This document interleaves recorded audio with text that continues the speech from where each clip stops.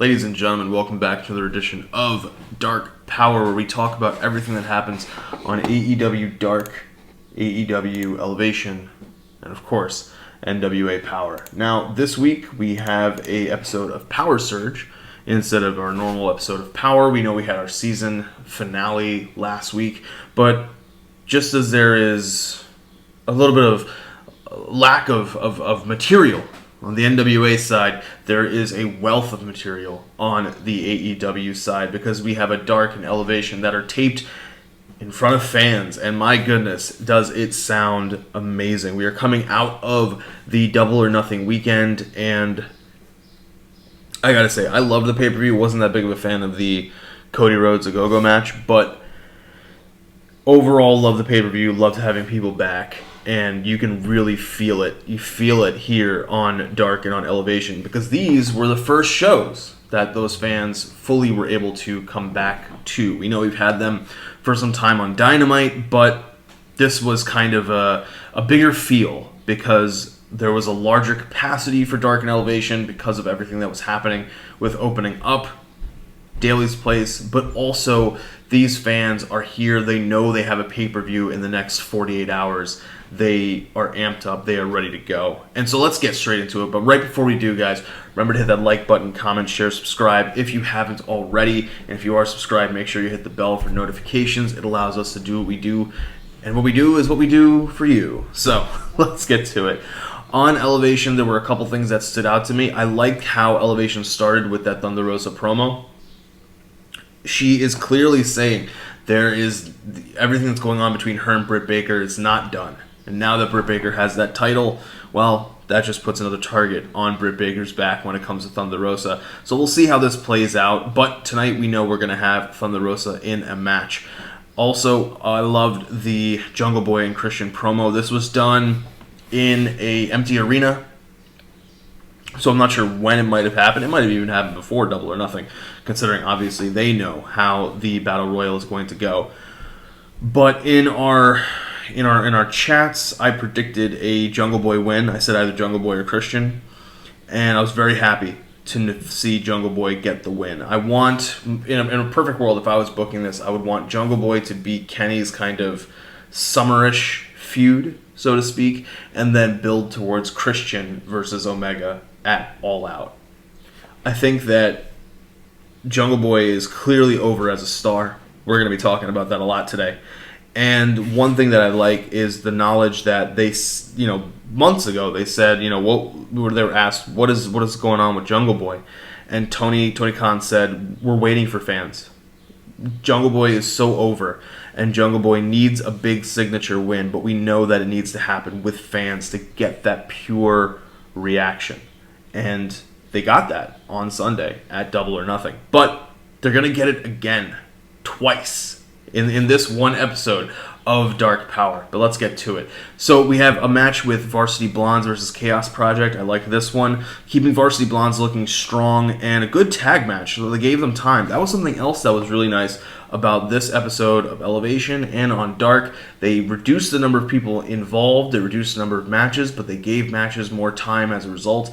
And they still have shorter shows, which is great. But each match felt a little bit more important, and I'm hoping this is kind of where we're going more towards when it comes to Dark, when it comes to Elevation, and Rampage, whenever that show does debut in August. So another one that was good was a tag match, Nyla Rose and Bunny versus Big Swole and Red Velvet. Bunny continuing to find ways to cheat to allow herself or her team to win. Classic, good heel stuff there. Continuing to just build that momentum. I'm hoping that we see her do some good things going forward, especially because she is one of the better wrestlers on the roster to me. I think that they kind of dropped the ball with her a little bit last year, and now they're trying to pick that ball back up and run with it. And let's see what happens, because it was useful to have her as a heel when you had a face champion. But now you have a heel champion, so what's going to be the issue? What is going to be the storylines for Bunny going forward? That's something I want to look forward to and think about as they continue to build her up. I liked the Joey Janela promo. We're continuing to see these teases of heel turns towards Sonny Kiss. We're also seeing more talk of him with the spring break, the summer break stuff. And that's big because AEW allows you to do the cross-branding, cross-promotion with your own stuff. And that's always important, especially nowadays when we see what happens with WWE talent that won't toe the company line, so to speak. And finally, what I loved was Pentagon versus Jack Evans. That was a really good match, I thought. What was interesting about this one was it felt slow, I guess is the way. I guess because, Pentagon can move quick, has speed. Jack Evans has speed. They're both aerialists. Pentagon to a certain extent. Jack Evans much more. It felt as though the match didn't get into a higher gear. And if they maybe had some more time, maybe they would have. But also, I think the crowd was expecting a faster paced match, and they didn't get that. And that was probably something that brought the match down. But a very good glimpse of what could be mid-card feuding for Jack Evans and mid-card feuding for Pentagon when they're trying to cool him off a little bit before putting him back into main event contention, especially when we're seeing him tagging. I think it's going to be with Pac against the Bucks. But Jungle Boy main event against JD Drake and the Wingmen. This guy coming out to that theme music with a live crowd. Beautiful. Absolutely beautiful. The match, really well done too. And we're just seeing more and more Jungle Boy just knowing who he is. Really feeling, not feeling himself, but feeling in the moment he's able to be in the flow better.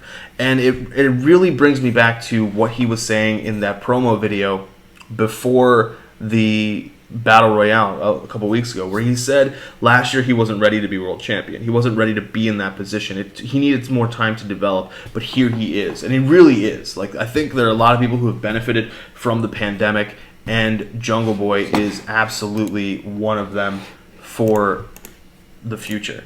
So let's turn towards AEW Dark. AEW Dark doesn't have as many matches that stood out to me, but one of the ones that did was, I think it was the opener, which was Gun Club versus the Wingmen. This was a good tag match, Gun Club getting a good win here.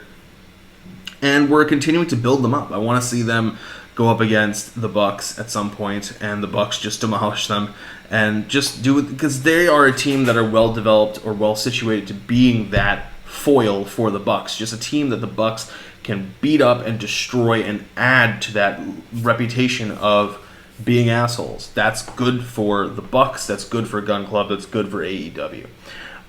Jungle Boy, good promo here. We're seeing a lot of Jungle Boy. They're really pushing the Jungle Boy to the moon. And here he's talking about how he has a main event match against Bear Bronson, and there have been some issues there between the Bears and Bear Country and Jurassic Express. So he's looking forward to getting into the ring with somebody who is got a problem with him, but can back it up. And there's going to be a power. There's going to be definitely a power differential. That's where I was going with that. But one time where we don't have a interesting power differential, Red Velvet's match was really good versus Diamante. I like that one. That is also very well done, and I like the continual build of Red Velvet as a future threat for Britt Baker in her championship. That can be we're in the beginning of June, right? That could be easily a August championship match for Britt before she looks towards whoever she's going to face at All Out. That'll be good for Red Velvet. You're slowly building these people up. That's what you want to do. They bring up, I forget if it was on Dark or if it was on Elevation, but commentary brings up during Jungle Boy's match him going the 10 minutes with Jericho.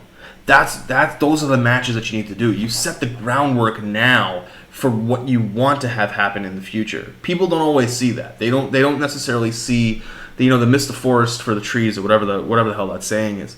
But that's why Jungle Boy is having that match then. It's so that when he wins the Battle Royal now, it makes sense and people love it and people want it and people have been dying to see Jungle Boy take that next step, and now you do it. You pull the trigger when you're supposed to pull the trigger, not before. You got to wait for the shot to line up. And they are doing that, and I think Red Velvet is going to be somebody that they do that with going forward. And her and Jade Cargill are going to be rivals forever. And it's going to be really well done, I think, because Jade Cargill has that natural Goliath physique. Red Velvet has that natural David underdog style. So that'll be good to see. And the main event, Jungle Boy versus the Bears. Great match here. And Jungle Boy, and what I liked about it was, I realized it in hindsight. These matches were taped before Double or Nothing happened. So you are amping up that same crowd that's going to watch that Casino Battle Royale on Sunday. You are amping them up by giving them 2 back-to-back Jungle Boy wins during the FanFest days prior.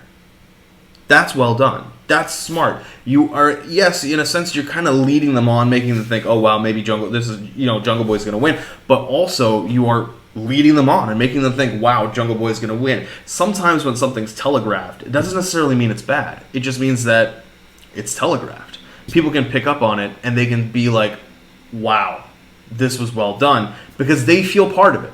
They feel part as though they were like, I don't know if anybody else is seeing this, but I think Jungle Boy's going to win. For those people who are there watching live. And then when he does, you get that pop. And that's really all you can ask for. That's just well done when it comes to the booking. So I want to see where they go with Jungle Boy. And I really hope that there's some kind of shenanigans. In the first match, we get a couple more matches down the road before, say, August, when he turns towards, hopefully, Christian. Because Christian versus Kenny, I think, is a really good match. On paper, it's a really good match. And I think that has given Christian, it will have given Christian, it'll have given Christian about 6 months. 6 months or so to really get back into ring shape, get his cardio up, not look as blown up as he sometimes does in matches. So that'll be something that I think will be good for All Out. But we got to talk about NWA Powerrr. And NWA Powerrr is our Power Surge episode. Let me take a look at something real quick. But this show is more about the promo videos, more about the interviews for the pay-per-view. And the pay-per-view is, I don't know, I feel like they've built up some matches. They've kind of dropped the ball in some other matches. They have completely kind of shit the bed on other matches. But overall, it feels like an NWA pay-per-view should be feeling when it comes to the event of itself. So what I'm going to do is I'm going to run down what happened in Power Surge. We're going to talk about the preview for the pay-per-view itself, and I'll give you my predictions. So we have a couple of interviews here. We're going to have a Billy Corgan interview. We're going to have a Camille interview. We're going to have a Nick Aldous interview, then another Corgan interview. And we're somewhere in between there, we're going to have a tag match with Saul Renaro and Tim Storm taking on the Hawks, PJ Hawks, and I forget the other guy's name. But match is all right. Nothing too crazy to write home about. It's just a NWA tag team match. Renaro and Storm pick up the win as you kind of expect them to should. Let's talk about the interviews. The interviews are what are important. Camille has her solo interview where she's talking about her issues with Thunder Rosa. This was pretty well done, except for the fact that she botches the defense. So there's a moment where May Valentine, all of these are done by May. So May asks her that, says that either May says it or actually maybe Camille brings it up herself. But we reference the fact that Thunder Rosa called Camille a loser. And Camille, I don't know why, decided to go with, it takes a loser to know a loser, so yeah, you're a loser too. And that doesn't make any sense because you are insulting yourself. You are degrading yourself. So I don't know why she went with that one. But yeah, that was a weird level of defense. Instead of saying that it takes a loser to know a loser, so that must mean that you're a loser yourself. You just say that Rosa's the loser, not you. That Rosa is, when Rosa's trying to call you a loser, really what she's doing is she's just looking in a mirror, because Rosa is the loser, not Camille. Camille has consistently won at everything that she's done. How could Rosa ever call her a loser? That's where you go. You don't say, if I'm a loser, you're a loser too.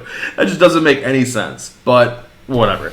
So then we have Corgan, who is talking about just generally stuff with the NWA, and they're doing rundowns of the matches that we're going to have at the pay-per-view. We have a quick interview with Camille and Latimer now, talking more about the tag titles this time than Camille specifically, but they also talk about the world title. We keep going, and this is also, they have a bad moment of defense here. May has continually brought up the talking point of, if you what Nick Aldous said a few weeks ago, that everybody's position in Strictly Business is up for grabs. And what Latimer and Camille are saying is that means, like, that doesn't include them. That's literally what they say. It says, like, it means other people, it doesn't mean us. But it's like, there's nobody else in Strictly Business but you two. Adonis is just joined, so clearly Adonis is doing enough to deserve to be in Strictly Business. Why would you kick him out? So the only people who really are up for grabs is Camille and Latimer, and I don't know.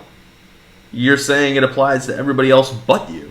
So there just was a little bit of a logic fail, and maybe they should have watched that back, and somebody had a moment of, this does not make sense. But whatever, that's fine. The Nick Aldous interview is very well done. Nick Aldous is gold on the mic, and he is gold on interviews, and he knocks it out of the park here. He flips the script on May a bunch of times, does it very well. She's asking him,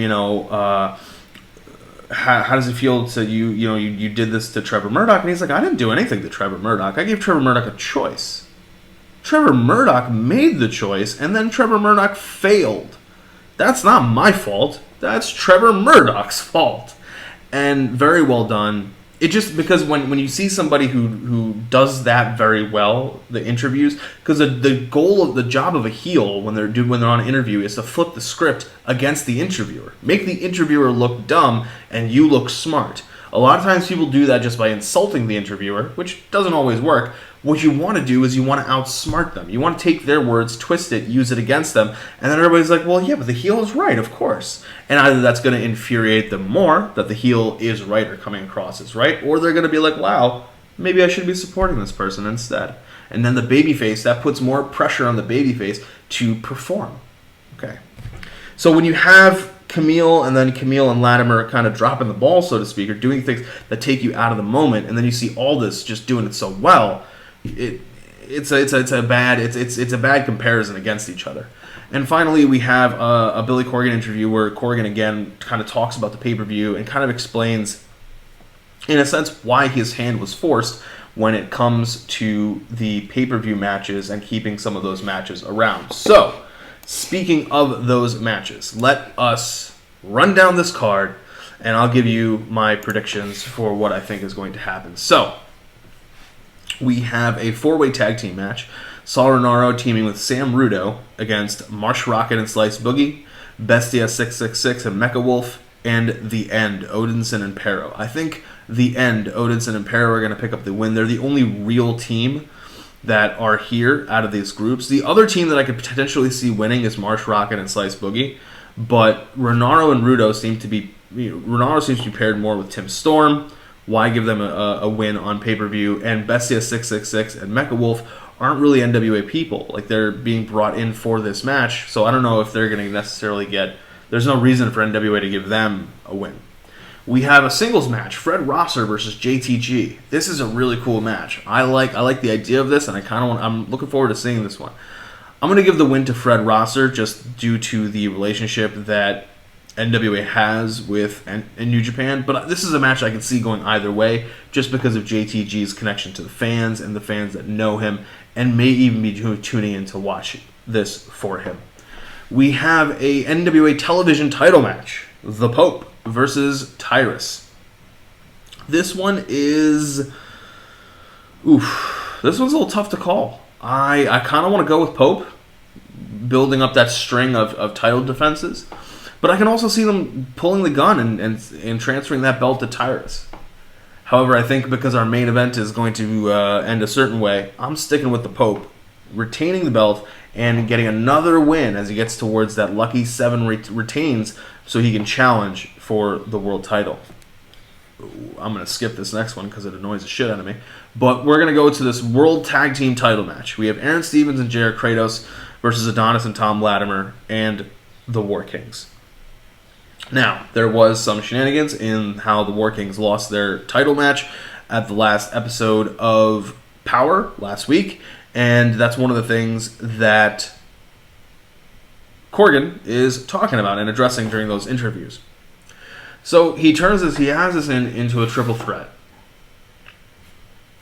I feel like Stevens and Kratos got to retain, but at the same time, I can see Adonis and Latimer picking up the win here and getting the tag titles back. Well, for Latimer, Adonis will be winning it for the first time, and then we see the dissension in the ranks between Stevens and Kratos. Those two collide head on, so I'll go with strictly business winning here. We have our NWA World Women's title match. Serena Deeb will be defending against Camille. Serena Deeb is coming off of an absolute banger of a women's match against Riho on the pre-show for Double or Nothing.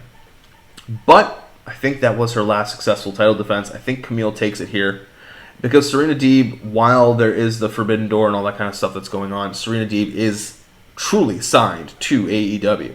And so I think that they want to have the title on an NWA person. And they know what they have with Camille. This has always been about building up Camille to be champion. Whether she's ready or not, I think this is when they're going to pull the trigger on that.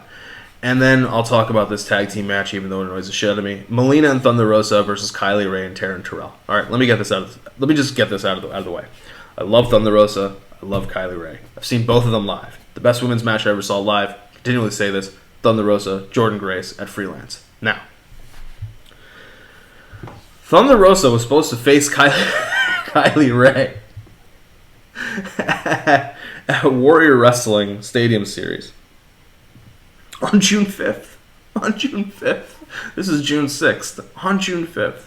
They had to cancel that match because Rosa had to do tapings for NWA. Kylie is going to still be there. I think she's facing... I forget who she's facing now. I think it's Holadad. But anyway. So I lost that really great singles match. Not that I'm going to the Warrior Wrestling show, but I was going to watch it. So I'm losing that great singles match. And instead, I'm getting kind of a shitty tag match. Because Melina, not like that great in 2021. Fine, serviceable. But, hey, she's way better than Taryn Terrell in 2021, who was never really that great. And more importantly, Melina and Thunder Rosa are faces. Kylie is a face wherever she goes. And Taryn Terrell is a heel. Why are Taryn Terrell and Kylie Rae teaming up against Melina and Thunder Rosa? This is a completely cold match. There's no built-up story. There's no background to any of this. At least some of the other ones have some kind of background. And they're matches you want to see. You want to see Fred Rosser versus JTG. Why do I want to see Kylie Rae teaming up with somebody who isn't that great against Melina and Thunder Rosa when I could have just gotten the singles match that I really want between the two of them? So this one just throws you really, really off, and I don't know. We'll see what happens. I'm willing to be surprised. Finally, in our main event, we have Nick Aldis taking on Trevor Murdoch. This is the big one. This is a story that they've been building this entire season of Powerrrr. But I'm going with Nick Aldis retaining. I don't think it's Trevor Murdoch's time to win. I think we are building towards either Pope or Aaron Stevens being the one to finally dethrone Nick Aldis. And the other thing is that I think I was looking at this the other day. Let me pull it back up.